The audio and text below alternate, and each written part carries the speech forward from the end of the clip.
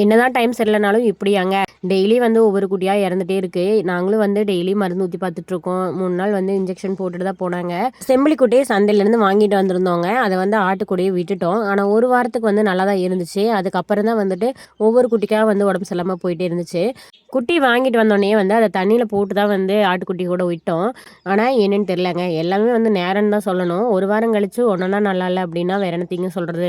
நல்லா இருந்த ஆட்டுக்குட்டிக்கெல்லாம் உடம்பு சரியில்லைங்க. அது இந்த வெள்ளாட்டுக்குட்டி வந்து நல்லா இருந்துச்சு. கெடா குட்டி, வெள்ளை கலர் குட்டி. ஆனால் வந்து சடனாக பார்த்தீங்கன்னா நல்லா இல்லை. இப்படியே ஒவ்வொன்றுக்கா வந்து நல்லாம போயிட்டு இருந்துச்சு.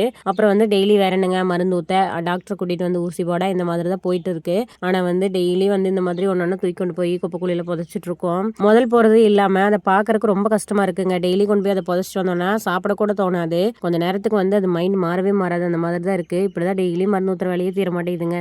எல்லா ஆட்டுகளுக்கும் வாயிலையும் வயிற்றுலையும் புண்ணும் வந்துருச்சுங்க. அதனால வந்து நல்லாவே மேய மாட்டேங்குது. இதெல்லாம் எப்பதான் சரியாகுமோன்னு இருக்கு.